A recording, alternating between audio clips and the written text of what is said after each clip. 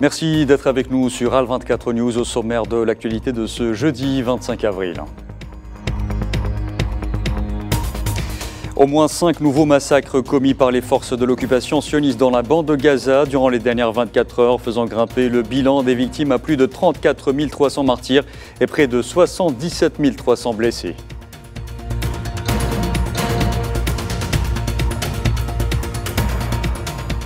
L'Algérie souligne devant le Conseil de sécurité de l'ONU le rôle irremplaçable de l'UNRWA dans l'acheminement de l'aide humanitaire à Gaza et met en garde contre la menace de l'entité sioniste de lancer une offensive terrestre à Rafah.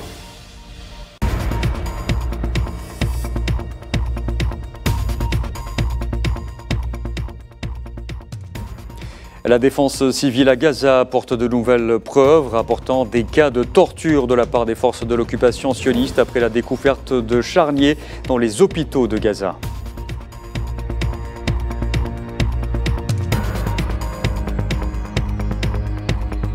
Et puis les développements politiques et sécuritaires dans la région sahélo-saharienne évoqués à Alger par le chef de la diplomatie algérienne Ahmed Attaf et le président de la commission de la CEDEAO Omar Touré en visite en Algérie.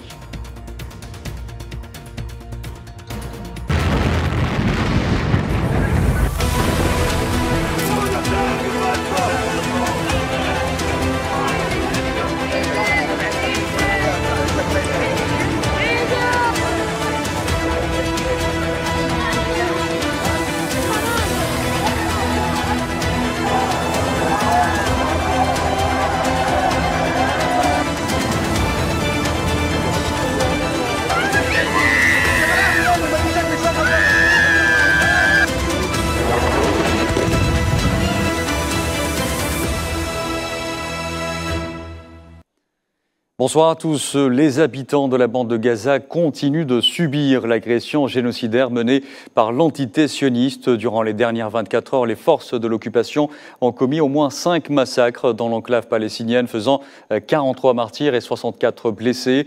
Au 202e jour de ce génocide, le bilan provisoire des victimes palestiniennes s'est alourdi à 34 305 martyrs et près de 77 300 blessés.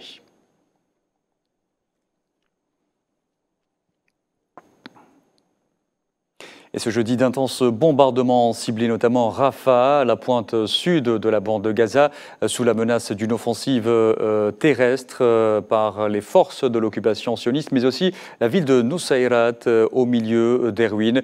Les secours s'activent et parfois des miracles se produisent. Naïla et Hamouda. Des mains nues s'enfoncent dans la terre, cherchant frénétiquement un signe de vie. Certains à genoux, d'autres debout, tous concentrés sur la tâche urgente de sauver une enfant. Prise au piège, sous les ruines, après une frappe sioniste sur Nusayrat, dans le centre de Gaza. Ce bombardement a laissé derrière lui un paysage apocalyptique, avec des bâtiments réduits en ruines.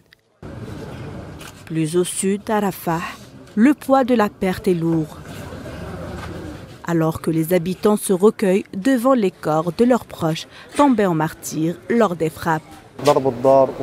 Ils ont frappé la maison où se trouvaient des personnes déplacées, dont des membres de ma famille. Mon frère Mohamed est mort en martyr lors de cette frappe, ainsi que ma nièce. Ils avaient déjà survécu à une frappe sur la maison voisine, mais mon neveu avait alors été tué. Cette deuxième frappe a tué 6 martyrs. Ils ont frappé la maison avec 2 missiles, sans aucun avertissement préalable. Remercions Dieu pour tout. Ce sang sera une malédiction qui hantera l'occupant. La situation dans la bande de Gaza est vraiment désastreuse. Le peu d'hôpitaux qui restent encore opérationnels sont au bord du gouffre à cause du manque de carburant. Le ministère palestinien de la Santé a averti que les générateurs électriques des hôpitaux sont sur le point de s'arrêter. Il a également appelé les institutions des Nations Unies à apporter leur aide afin de continuer à fournir les services médicaux aux blessés. Les zones centrales et méridionales de la bande de Gaza sont encore une fois coupées du monde. Ces interruptions sont le résultat de ciblage direct des lignes de communication. Gaza est en train de devenir un cimetière à ciel ouvert pour les femmes et les enfants. Depuis plus de 200 jours de génocide sioniste, les habitants de l'enclave vivent un cauchemar dont ils ne peuvent pas se réveiller. Et l'ONG Action Aid International a prévenu que la bande de Gaza était en train de devenir un cimetière pour les femmes et les filles de l'enclave palestinienne et qui représente la majorité du nombre effrayant, ou plutôt effarant, de martyrs tombés depuis le 7 octobre. L'ONG a aussi indiqué que les femmes et les filles avaient été touchées par la crise à Gaza de manière unique au cours des 200 derniers jours. Les femmes enceintes doivent accoucher sans soins adéquats ni fourniture médicale.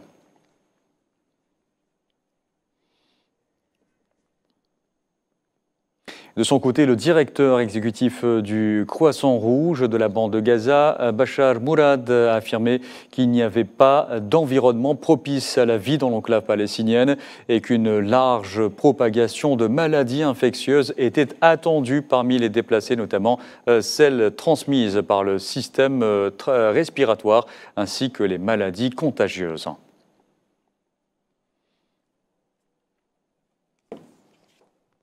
Et je vous en parlais en titre à l'issue d'un briefing au Conseil de sécurité de la coordinatrice de haut niveau de l'action humanitaire et la reconstruction à Gaza, Sigrid Kaag. Le représentant permanent de l'Algérie à l'ONU, Ammar Benjama, a souligné le rôle irremplaçable de l'UNRWA dans l'acheminement de l'aide humanitaire à Gaza. Le diplomate algérien a également réitéré l'urgence d'instaurer un cessez-le-feu permanent dans l'enclave palestinienne, mettant en garde contre la menace de l'entité sioniste de lancer une offensive terrestre à Rafah. Sohila Kilal. Depuis des semaines, la menace d'une offensive terrestre sur Rafah plane, faisant craindre une tragédie à venir. Le représentant permanent de l'Algérie à l'ONU, Ammar Benjama, a de nouveau mis en garde contre une telle opération, appelant la communauté internationale à garantir la mise en œuvre des ordonnances de la Cour internationale de justice et des résolutions du Conseil de sécurité pour protéger les 1,5 million de Palestiniens qui se trouvent à Rafah de la barbarie sioniste.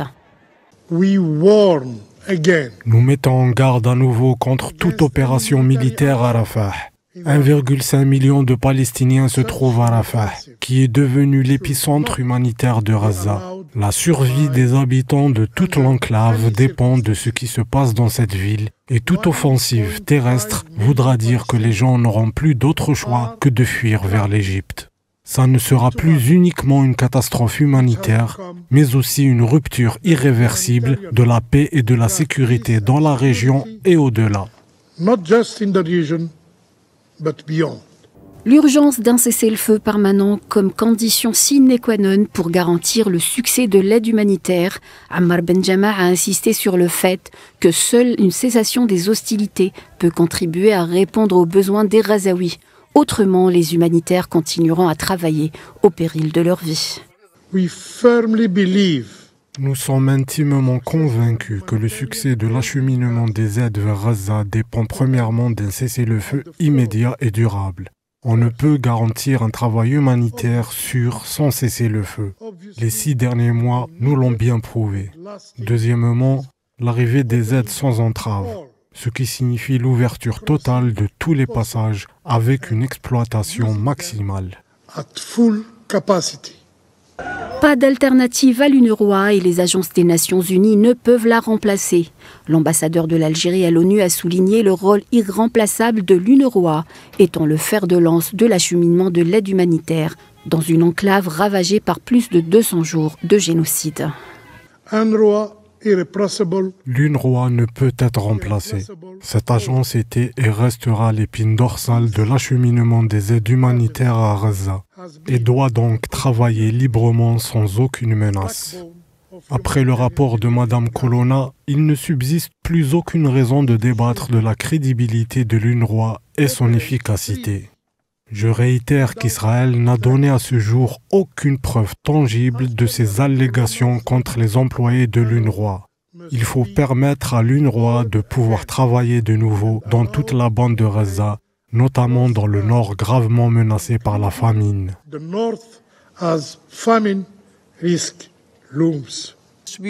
La coordinatrice principale de l'aide humanitaire et de la reconstruction de l'ONU pour Gaza, Sigrid Kaag, a de son côté appelé à un changement de paradigme dans l'acheminement de l'aide pour répondre aux immenses besoins de la population civile dans la bande de Gaza. Et l'UNRWA justement a annoncé un appel de 1,2 milliard de dollars visant à atténuer la grave crise humanitaire dans la bande de Gaza assiégée et la Cisjordanie de plus en plus instable. Le financement a pour but de couvrir les efforts humanitaires jusqu'à la fin de l'année pour soutenir environ 1,7 million de personnes dans la bande de Gaza dévastée et plus de 200 000 en Cisjordanie, y compris Al-Quds Est. Et parmi les horreurs découvertes chaque jour à Gaza figurent de nombreuses fosses communes. Les plus importantes d'entre elles sont sans doute celles de l'hôpital Nasser et d'Al-Shifa, où près de 400 corps de martyrs ont été découverts après le retrait des forces de l'occupation sioniste. Seules 65 dépouilles ont pu être identifiées.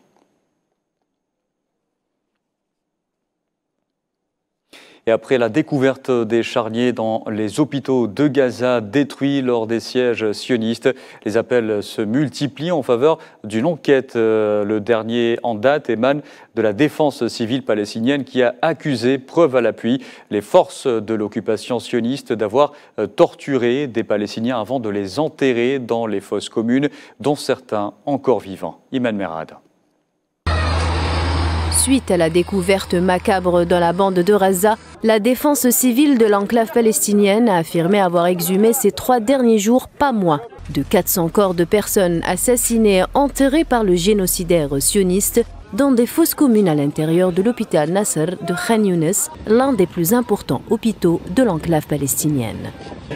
Selon le directeur de l'approvisionnement de la défense civile à Gaza, plus de 2000 citoyens étaient portés disparus dans la bande de Gaza et que les recherches se poursuivent pour trouver d'autres charniers, particulièrement après les dernières découvertes en date.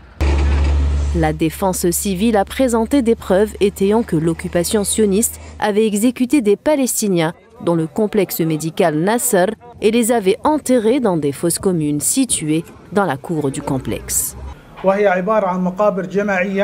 Il s'agit de fosses communes où les corps des martyrs sont entassés et il y a des indications que certains d'entre eux sont soupçonnés d'avoir été exécutés sur le terrain et nous avons des indices que d'autres ont été physiquement torturés, comme nous soupçonnons que d'autres ont été enterrés vivants. Les Nations Unies et l'Union européenne de leur côté exigent une enquête indépendante sur les fosses communes. Nous sommes également horrifiés par la destruction des complexes médicaux Al-Nasser et Shifa, ainsi que par la découverte de charniers dans et autour des installations. Nous appelons à des enquêtes indépendantes, efficaces et transparentes sur ces décès. Compte tenu du climat d'impunité qui prévaut, cela devrait inclure les enquêteurs internationaux. Les hôpitaux ont droit à une protection très spéciale en vertu du droit international humanitaire. Soyons clairs, le meurtre intentionnel de civils, de détenus et d'autres personnes hors de combat est un crime de guerre. Et c'est sans grande surprise que l'occupant sioniste a nié malgré les preuves irréfutables avoir enterré des corps palestiniens et a déclaré que ces affirmations étaient sans fondement selon un quotidien sioniste. L'Union européenne et les États-Unis ont à leur tour demandé une enquête approfondie et indépendante sur les charniers découverts à la suite du retrait des forces d'occupation sionistes de ces zones de la bande de Gaza, exigeant des réponses des autorités d'occupation.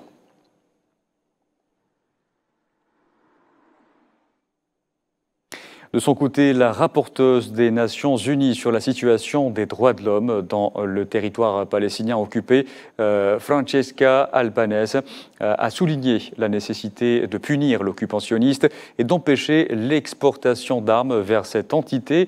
Albanese qui a regretté que la situation n'ait pas changé dans la bande de Gaza depuis la décision de la Cour internationale de justice visant à mettre fin au génocide.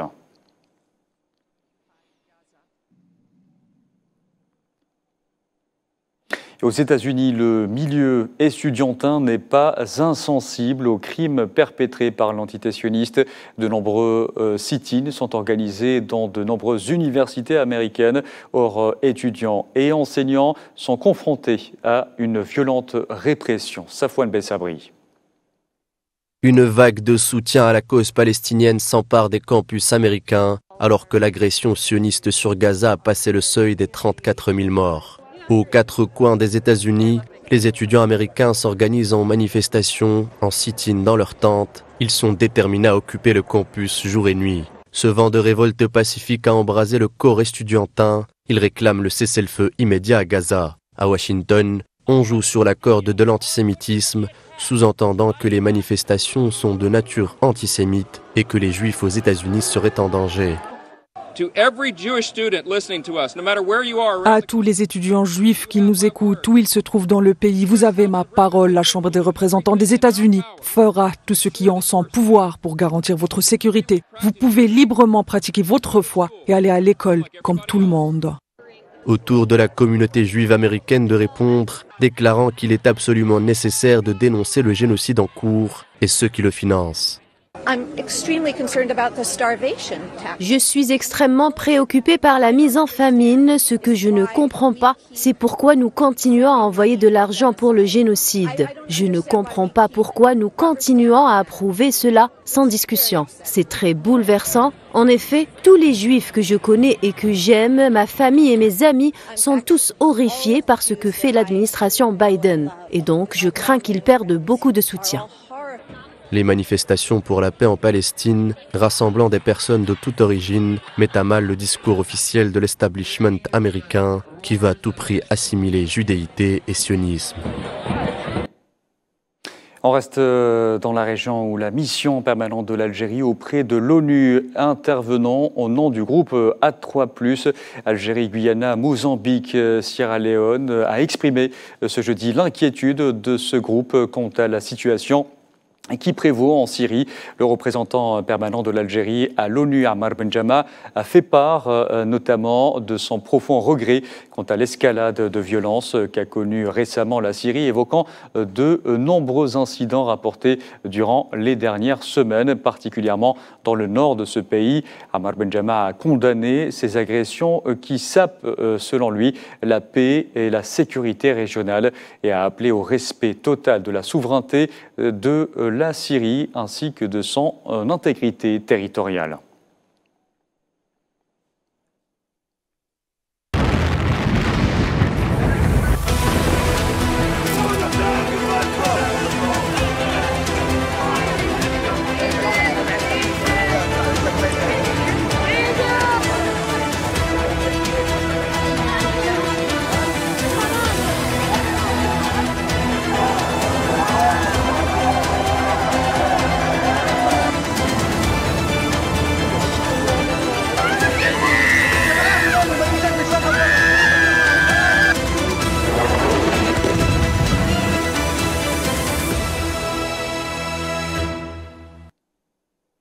Dans l'actualité également de ce jeudi, le président algérien Abdelmadjid Tebboune a reçu aujourd'hui à Alger le président de la Chambre des communes du Canada, Greg Fergus, une audience à l'issue de laquelle le responsable canadien est revenu sur les relations algéro-canadiennes. Nous avons abordé plusieurs dossiers qui concernent nos deux pays. Comme vous le savez, l'Algérie et le Canada fêtent les 60 ans de l'établissement de leurs relations diplomatiques. 60 ans d'amitié et d'échanges culturels et économiques. Les échanges bilatéraux, qu'ils soient commerciaux ou politiques, renforcent les liens entre le Canada et l'Algérie. Nous bénéficions au Canada d'une communauté estimée à plus de 130 000 Algériens et de milliers d'étudiants inscrits dans les universités canadiennes qui enrichissent le Canada de leur histoire et de leur culture. Durant notre séjour en Algérie, en plus de rencontrer des leaders, j'ai eu le plaisir de rencontrer des hommes d'affaires et des professeurs et des chercheurs universitaires et des représentants de la société civile. Et de nombreuses questions régionales et internationales ont été évoquées ce jeudi à Alger par le ministre algérien des Affaires étrangères, Ahmed Attaf, et ce lors d'une rencontre avec les représentants de la presse nationale. Le ministre a notamment affirmé que la première réunion consultative ayant récemment regroupé à Tunis le président algérien Abdelmadjid Tebboune avec son homologue tunisien Kais Saïed et le président du Conseil présidentiel libyen Mohamed Younes El Menfi était une réussite Concernant la situation au Sahel, le ministre a affirmé que l'Algérie ne restait pas les bras croisés face à ce qui se passe dans cette région en assumant pleinement ses responsabilités pour garantir la paix et la sécurité régionale. Après avoir rappelé que l'Algérie était le premier pays à avoir réussi à faire passer au Conseil de sécurité une résolution sur un cessez-le-feu permanent dans la bande de Gaza et l'acheminement des aides humanitaires, Attaf a assuré que l'Algérie poursuivrait ses efforts pour l'adhésion pleine et entière de l'État de Palestine à l'ONU.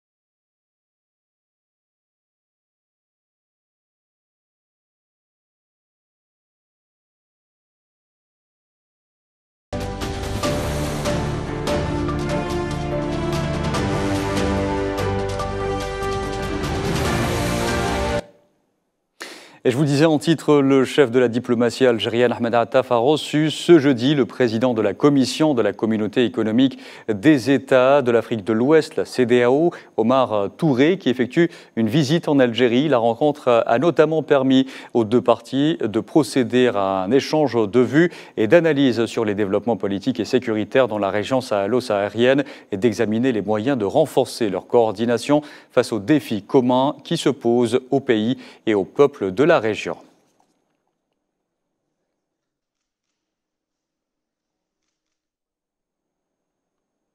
Et dans l'actualité aussi, le général d'armée Saïd Chengriha, chef d'état-major de l'armée algérienne, a présidé ce jeudi les travaux de la 17e session du Conseil d'orientation de l'école supérieure de guerre, où il a souligné que la duplicité vis-à-vis des questions en jeu et le triomphe de la logique de la force et des intérêts nationaux sur les principes de la paix mondiale et de la coexistence pacifique entre les nations avait conduit à l'échec des instances onusiennes et internationales en matière de concrétisation de la paix mondiale et l'empêchement des guerres.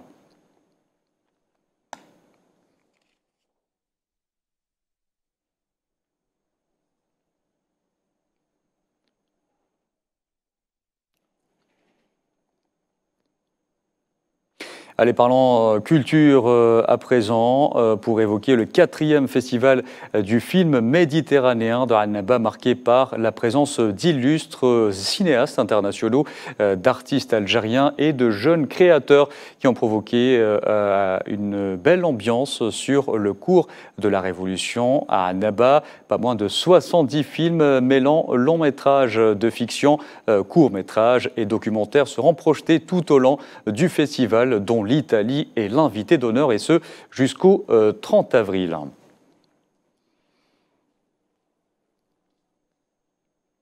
Et direction Annaba, justement, pour retrouver notre envoyée spéciale Sofiane Baroudi. Sofiane, bonsoir. Bonsoir Abdelkader. Alors, un petit retour peut-être, Sofiane, sur la soirée inaugurale d'hier, mais aussi qu'y a-t-il au programme ce soir ? Alors, la soirée inaugurale d'hier était particulièrement passionnante et surtout, il y avait un engouement populaire très important ici au niveau du théâtre régional Azdine Medjoubé à Annaba. Aujourd'hui, le programme était particulièrement intéressant. Il a été marqué par la première projection publique du très attendu film sur Frantz Fanon, réalisé par le réalisateur algérien Zahzah. Le film a traité des doubles engagements du docteur Frantz Fanon, illustre révolutionnaire algérien, l'engagement scientifique, mais aussi l'engagement politique et humaniste de cette grande figure de la libération internationale. Et là, on s'apprête aussi à accueillir la première projection publique du biopic sur l'Arbi Ben Mehdi, très attendu. Le film traite aussi du parcours d'un révolutionnaire illustre et d'un héros national et aussi d'une figure des mouvements de libération mondiaux. Ce qu'il y a vraiment à retenir, c'est un engouement de la jeunesse à Annaba, un engouement populaire très important. Merci et aussi un programme beaucoup, Sofiane, résolument engagé vers la défense des causes justes et aussi vers, si vous voulez, l'évocation de grandes figures comme Frantz Fanon et l'Arbi Ben Mehdi que je viens d'évoquer. Merci beaucoup, Sofiane Baroudi. Vous étiez en direct avec nous depuis Annaba. C'est la fin de ce journal. Merci à vous de l'avoir suivi. Vous pouvez suivre ce programme sur le site d'Al24 News ou à travers nos différentes plateformes. Excellente soirée à tous.